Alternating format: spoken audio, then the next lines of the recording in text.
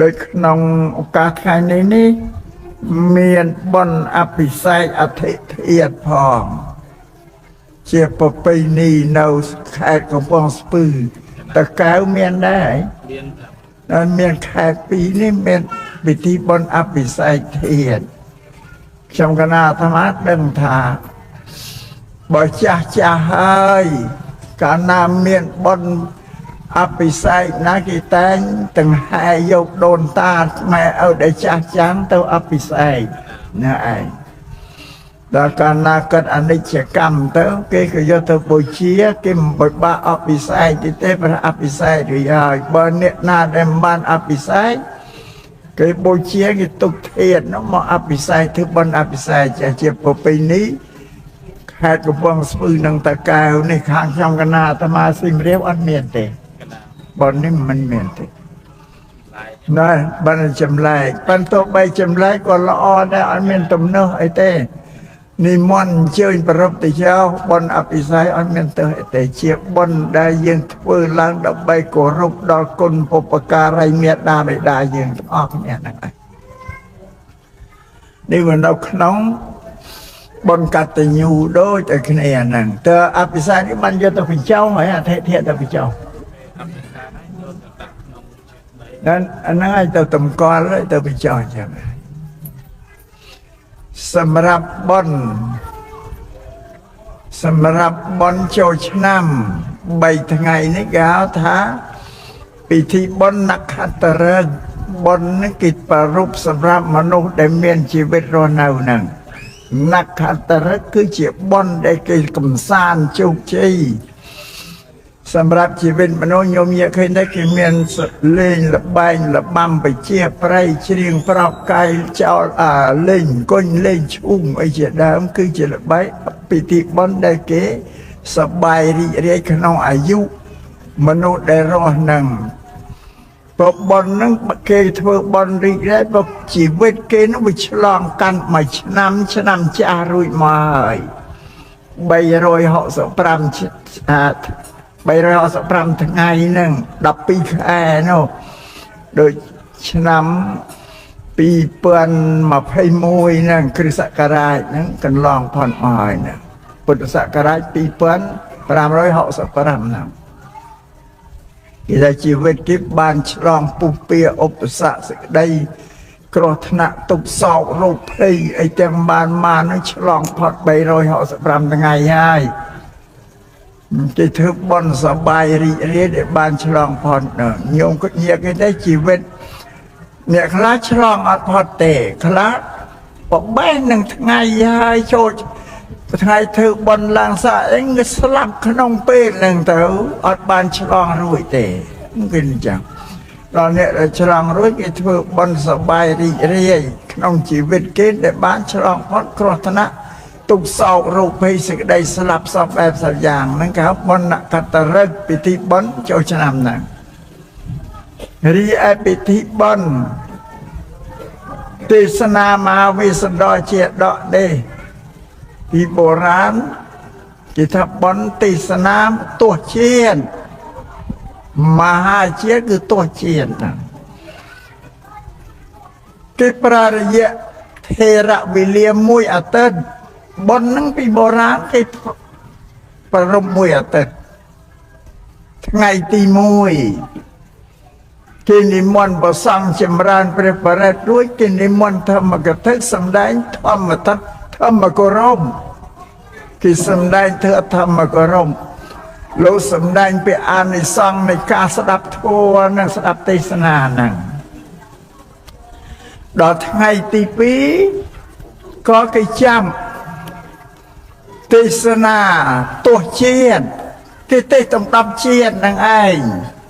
បើយើងសប្តាហ៍ថ្ងៃនេះកាត់ចោលអស់លលីញឲ្យទេសតែមួយជាតិទេសតែរឿងវេសណ្ដជាដកមួយទេនេះសោញោមញាជ្រាបបានជាគេថាសមហាវិសណ្ដជាដកនោះដោយសារគេទេសតែជាដកមួយចុងក្រោយគេនោះតែពីបុរាណគេទេសទាំង10ជាតិហ្មងដែលអាត្មាជំរាបថ្ងៃទី1គេនិមន្តព្រះសង្ឃចម្រើនព្រះបរិត្តរួចទៅធម្មកថានិមន្តមកគេសម្ដែង អានិសង្ឃធម្មគោរពការគោរពទៅហ្នឹងដល់ថ្ងៃទី2គេចាប់ផ្ដើមទេជាដកទី1គេទេមយៈជាដកដែលជាដកដែលញោមថាទេមីជាដកហ្នឹងជាដកហ្នឹងនិយាយអំពីព្រះសម្មាសម្ពុទ្ធលោកសាងនេក្ខមៈបារមីចេញត្រង់ពុភ្នូសាងបារមីហ្នឹងវិបាកេទេជាដកទី2មហាជនៈជាដក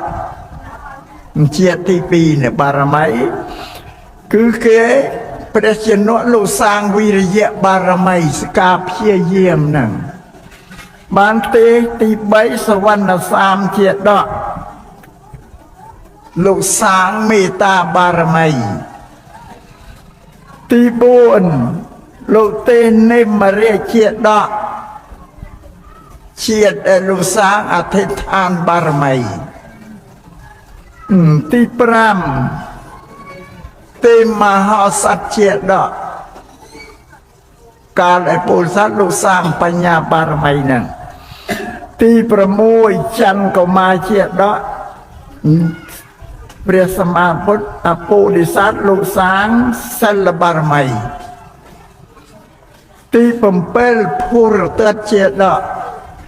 ពោធិសត្វលោកសាងខន្តីបារមីទី8និរតិជាដកលោកសាងសច្ចបារមីទី9វិធុរៈបណ្ឌិតជាដក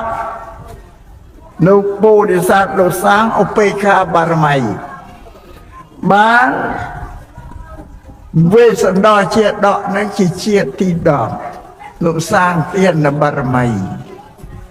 គេទេតួជាតិគ្រប់ក្នុងជាតិដែលពោធិសត្វលោកសាងបារមីទាំង10បារមីនេះបល័យថាបារមី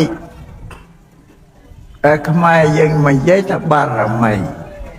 ប្រែជាខ្មែរថាការឆ្លង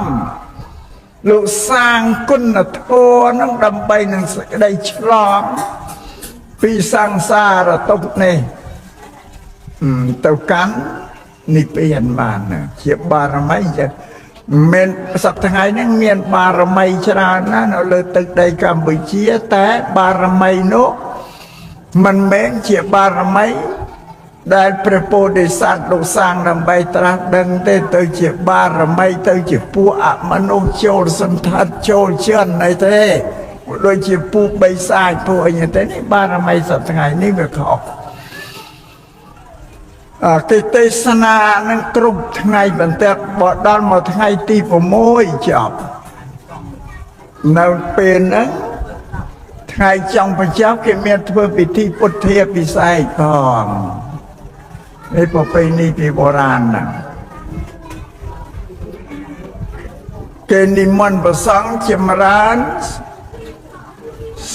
ស្វាធ្យាយព្រះធម្មចក្រកបវត្តនសូត្រល្ងាចថ្ងៃទី6រាជព្រះសង្ឃលោកសំដែងអំពីបឋមត្រា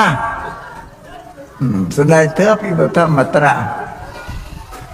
ឯក្នុងយប់នោះក៏មានពិធីសូត្រយកចាញ់មេអីទៅតាមប្រពៃណីដែលពុទ្ធិពិសេសដល់ថ្ងៃក្រោយទៅបន់ពិធីពិសេសចំបញ្ចំតដល់គ្រប់ថ្ងៃទី7បានធ្វើពិធីឆ្លងពុទ្ធិពិសេសអភិសេសពុទ្ធបដិមានឹងឆ្លងពិធីបន់ទេទោះជាតិណានឹងពីបុរាណមកបើដល់ខាងក្រោយមកប្រហែលជាស្រុកទេសង្គមនឹងវាមិនសូវសម្បូរសប្បាយទូលំទូលាយក៏នឹមនេះកាត់បន្ថយចោលទៅជាតិ9ជាតិដក9អត់បានទេទៅវាសណ្ដោជាតិដកមួយដែរនេះមកដល់សប្តាហ៍ថ្ងៃនេះខ្ញុំកណាអាត្មាកំពុងតែ ថារៀបចំនឹងរៀបចំទេសនាទោសជាតិឡើងវិញប៉ុន្តែរសត្រាទោសជាតិវាអត់គ្រប់រមមិនគ្រប់បាត់អស់អន្តរាយអស់ណែនៅទៅវិញដល់អន្តរាយអង្គឆ្នាំ75 79អន្តរាយទៅដាច់រមបានតែចង់រៀបចំដើម្បីនឹងសម្ដែងទោសជាតិនៅឡើងវិញព្រោះសប្តាហ៍ថ្ងៃញោមញាតពុទ្ធបរិស័ទជ្រះថ្លាក្នុងពុទ្ធសាសនានឹងច្រើនណាស់គ្រប់ទិសទីកន្លែងទាំងអស់នៃទោសជាតិទាំង10ជាតិនេះក្នុងមួយជាតិលោកសាងបារមីមួយបារមី10ដើម្បីជាកម្លាំងបុណ្យដើម្បីជាការត្រាស់ដឹងបានជាសម្មាសម្ពុទ្ធព្រះសម្មាសម្ពុទ្ធជាបរមគ្រូដែលនឹងបានត្រាស់ដឹងជាពុទ្ធមកព្រះអង្គមិនងាយទេណាញោមណាការសាងបារមីរតសង្ខ័យដោយយ៉ាងព្រះសមណគោតមបរមគ្រូកណ្ណការសាងបារមីការស្លាប់4អសង្ខ័យនិង1សែនកាប់4អសង្ខ័យកម្រៃ1សែនកាប់ច្រើនណាស់មិនសាងជាតិនេះជាតិក្រោយបានត្រាស់ទេអ្នកដែលត្រូវប្រាថ្នាដើម្បីត្រាស់ដឹងជាព្រះសម្មាសម្ពុទ្ធលោកត្រូវធ្វើពុទ្ធការកៈកិច្ចរបស់ព្រះពុទ្ធឲ្យត្រូវត្រាស់ដឹងណាទី1ត្រូវសាងបារមី10រួចសាងចរិយាប្រព្រឹត្តនៅចរិយា3និងមហាបរិយៈ5ទើបបានមានដែលជាអនុភាពដើម្បីនឹងចម្រើននៅបញ្ញាដើម្បីនឹងការត្រាស់ដឹងជាពុទ្ធបានញោមច្រើនពិបាកណាស់ដូចចរិយា3បន្ទាប់ពីបារមីទៅចរិយា3ទី1ពុទ្ធតចរិយាប្រព្រឹត្តដើម្បីខ្លួនលោកជាពុទ្ធទី2ញាតថចរិយាទៅប្រព្រឹត្តទៅដើម្បីញាតរបស់ព្រះលោកទី3លោកថចរិយាការប្រព្រឹត្តទៅដើម្បីសត្វលោកទាំងអស់ក៏នៅក្នុងលោកទាំង3ហ្នឹងចរិយា3ពេលត្រូវប្រព្រឹត្តនៅមហាបរិយៈ5ទៀតមហាគឺវាធំធេងណាបរិយៈគឺការលះបង់យ៉ាងក្រៃលែងដែលកម្របុគ្គលឯណានឹងអាចលះបង់បានដូចជាពុទ្ធិស័តដែលត្រូវប្រាថ្នាដើម្បីត្រាស់ដឹងសាងបារមីមហាបរិយៈ5ទី1គឺបរិយៈទ្រព្យធនទ្រព្យសម្បត្តិដែលមានបរិយៈអត់មានគិតស្ដាយគិតអាល័យថាទ្រព្យមានតម្លៃអត់តម្លៃអីទេគឺបរិយៈទាំងអស់ឲ្យទៅអ្នកដែលត្រូវការធនធានហ្នឹងទី2អង្គបរិយៈលោកបរិយៈអវយវៈរបស់ព្រះលោកជនណាមួយចង់បានដៃរបស់លោកកាត់ឲ្យចង់បានជើងលោកជើលោកកាត់ឲ្យចង់បានអីក៏លោកឲ្យជាទានហ្នឹងហៅអង្គបរិយៈទី3ជីវិតបរិយៈអ្នកណាដែលចង់បានអាយុជីវិតលោកបរិយៈឲ្យជីវិតលោកជាទានញញៀនមើលមិនណាងាយធ្វើបានទី4បុត្របរិយាឲ្យទានកូនទៅគេជាទានទី5ភរិយាបរិយាឲ្យប្រពន្ធទៅគេជាទានហ្នឹងញោមមើលសត្វតែគ្រឿងដែរមិនងាយអ្នកណានឹងលះបង់ឲ្យបានហ្នឹងបរិយាគឺលះបង់ធំណាស់ញោមណាបានអ្នកដែលមិនដឹងអ្នកដែលមិនយល់ ទៅលើកទោសប្រពន្ធឃើញប្រពន្ធលោកឲ្យទៀនកូនឲ្យទៀនប្រពន្ធទៅគេហ្នឹងជាទៀនទៅលើកទោសប្រពន្ធทั้งប្រពន្ធឯងជាអតថៈបុគ្គលឃើញប្រយោជន៍ខ្លួនឯងចង់បានប្រយោជន៍ខ្លួនឯងដើម្បីនឹងត្រាស់ដឹងទៅជាប្រពុតនឹងទៅធ្វើបាបកូនធ្វើបាបប្រពន្ធលើកទោសប្រពន្ធយ៉ាងប៉ុន្តែអ្នកនឹងមិនយល់អ្នកនឹងមិនយល់ធម្មតាអ្នកដែលត្រាស់ដឹងជាប្រពុតដែលអាត្មាសម្ដែងថាមហាបរិច្ចាគ5គឺលះបង់នឹងវាធំក្រៃលែង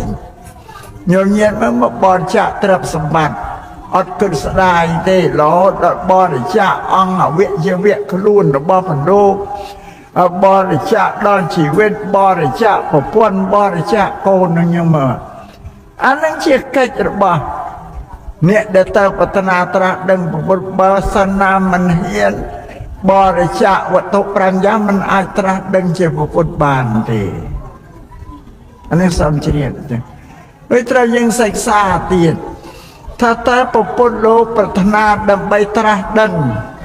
ជាពុទ្ធនឹងតើដើម្បីអ្នកណាសមយមញាតយល់ចេះថាតែលោកប្រាថ្នាដើម្បីត្រាស់ដឹងជាពុទ្ធតើដើម្បីអ្នកណាថាដើម្បីនឹងស្រោចស្រង់ដល់សត្វលោកទាំងអស់នៅក្នុងត្រៃលោកនេះដើម្បីឲ្យរួចផុតចេញចាកទុក្ខទៅកាន់ព្រះនិព្វានបាននោះអានឹងគឺដើម្បីប្រយោជន៍ដល់មនុស្សសត្វទាំងអស់ដល់យើងគេគ្រប់គ្នាទាំងអស់នឹងឯងកាលណាបើព្រះអង្គមិនបានធ្វើខ្លួនព្រះអង្គឲ្យទៅជាពុទ្ធគ្មានពិធីនឹងបានយឹតយោងសត្វទៅកាន់លោកខាងមុខបានទេឲ្យឆ្លងផុតទៅបានទេពេលពុទ្ធសាសនាញោមញាតិយល់ថាព្រះអង្គត្រាស់ដឹងឡើងដើម្បីនឹងយឹតយោងស្រោចស្រង់សត្វលោកឲ្យផុតចេញចាកផុតពីសង្សារទុក្ខទៅកាន់ព្រះនិព្វានញោមញាតិពុទ្ធបរិស័ទជាភាគច្រើនដែលមិនបានសិក្សារៀនសូត្រនៅពុទ្ធសាសនាហ្នឹងស្មានតែធម៌ពុទ្ធសាសនាព្រះសម្មាសម្ពុទ្ធជាបរមគ្រូយឹតយោងសត្វនឹងស្រោចស្រង់យឹតយោងទៅដោយយើងទៅស្រង់មនុស្សដែលលងទឹកអញ្ចឹងដាក់លើគោកអញ្ចឹងមែនទេណាញោមញាតិពាក្យថាយឹតយោងស្រោចស្រង់សត្វហ្នឹងបល័យហនិយានិកធัวព្រះអង្គសម្ដែងធัวទេតុបឲ្យសត្វលោកនោះបដិបត្តិដើម្បីនឹងរំដោះខ្លួនយើងនឹងចេញពីទុក្ខនឹងសូមយើងនិយាយជ្រាបចាំ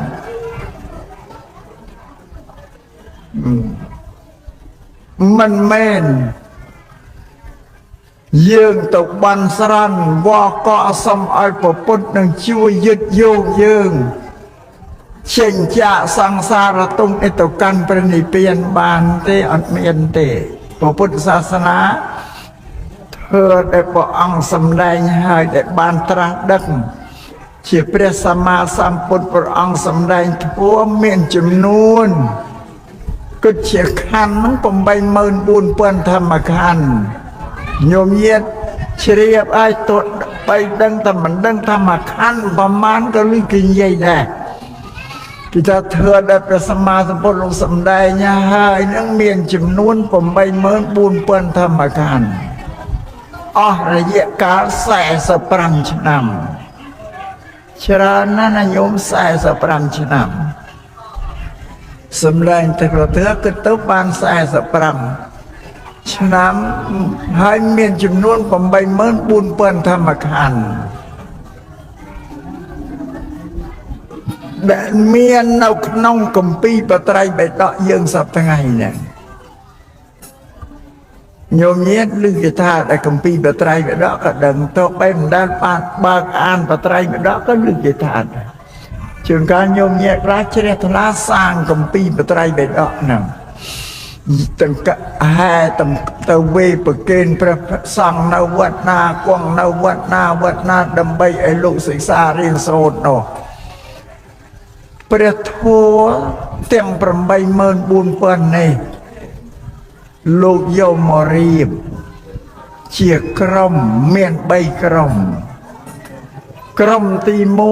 1ឈ្មោះព្រះវិន័យបិដកក្រុមទី2ឈ្មោះព្រះសោតបិដកក្រុមទី3ឈ្មោះព្រះអភិធម្មបិដកមាន3ផ្នែកព្រះវិន័យបិដកព្រះវិន័យបិដកនេះលោកពោលអំពីសិលការសម្អាតកាយវាចារបស់ខ្លួនព្រះសោតបិដកលោកពោលអំពីការសន្សំកុសលផលបុណ្យផ្សេងនឹងចម្រើនសមថៈសមាធិអប់រំចិត្តព្រះអភិធម្មបិដក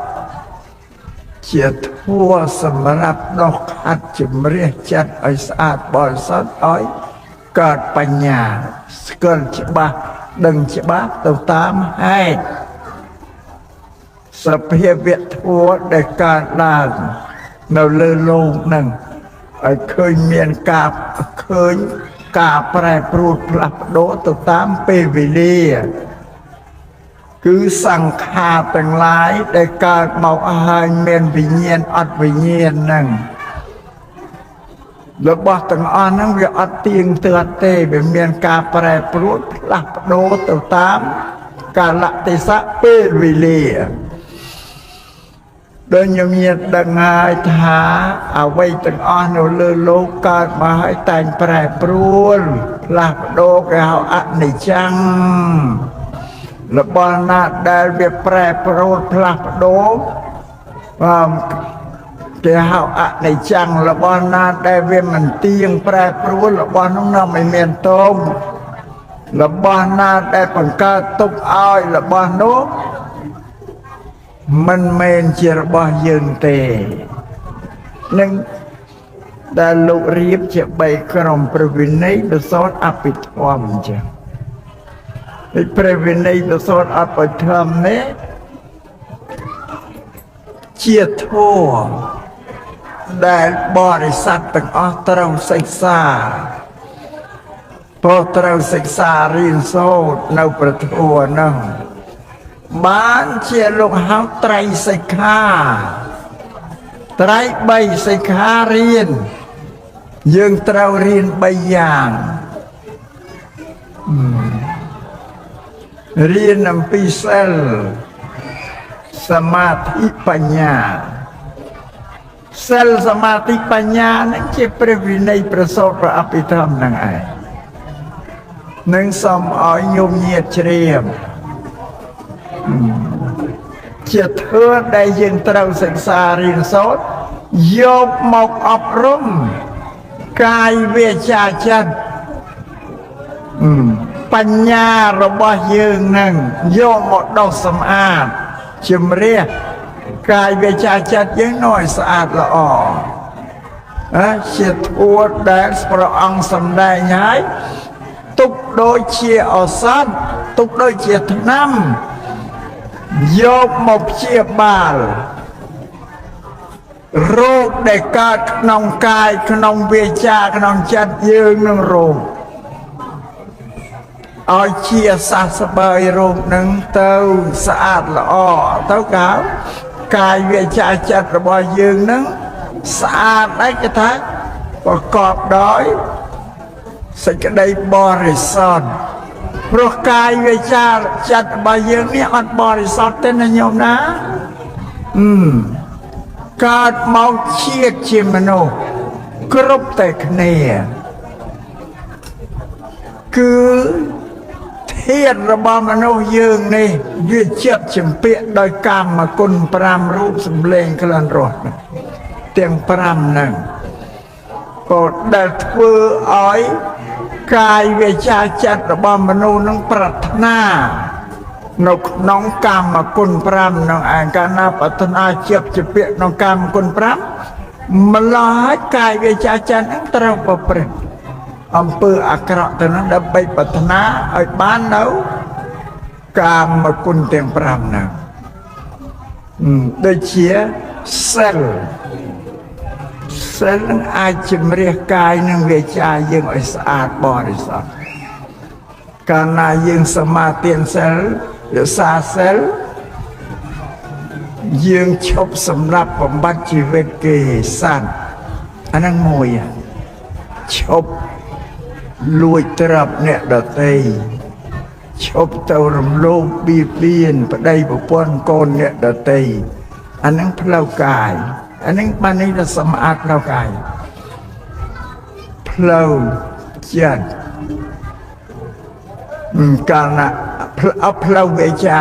សម្អាតកាយនិងវាចាវាចាកាលណាយើងរក្សាសិលទៅយើងជៀសវាងការភូតភរកុហកអ្នកដទៃណាទី1ទី2ជៀសវាងការពោលពាក្យញុះញង់អុចអាលអ្នកដទៃណាឲ្យឆ្លោះប្រកែកគ្នាបាក់មេឃរហែកធាងដោយសារពាក្យញុះញង់អុចអាលរបស់បញ្ញើណាទី3អាចឲ្យយើងនឹងឈប់ពោលពាក្យត្រកោះបោះបោកអសរោះវាពាក្យត្រកោះបោះបោកនឹងពាក្យអាក្រក់ណាស់កាលណាយើងពោលទៅកាន់អ្នកណាអ្នកដទៃគេឮសម្ដីក្រោតក្រៀតរបស់យើងនឹងដូចជាយើងយកលំពេងយកបថៅយកផ្គាក់ទៅកាប់គេយ៉ាងគេកើតសេចក្តីទោសៈក្តៅក្រហាយដោយសារសម្ដីក្រោតក្រៀតរបស់បញ្ញើនឹងទី2ទី4គឺអាចឲ្យយើងពោលពាក្យនឹងល្អមានប្រយោជន៍ឈប់ពោលពាក្យអត់ប្រយោជន៍រយរាយអត់ប្រយោជន៍និយាយមួយថ្ងៃវល់ល្ងាចអ្នកដែលអង្គុយស្ដាប់យើងអត់បានទទួលផលប្រយោជន៍អីពីសម្ដីយើងតែទួចទេបានកាលណាយើងរក្សាសិលទៅអាចឲ្យកាយរបស់យើងស្អាតឈប់ធ្វើអំពើអាក្រក់និងសម្ដីរបស់យើងស្អាតល្អបរិសុទ្ធជាយើងចម្រើនសមាធិអាចអប់រំចិត្តយើងឲ្យស្ងប់ឲ្យនឹងព្រោះចិត្តយើងអត់ចេះស្ងប់ទេណាញោមណាធម្មតាមនុស្សចិត្តមនុស្សទូទៅឲ្យតែមនុស្សចិត្តអត់ចេះស្ងប់ចេះស្ងៀមទេ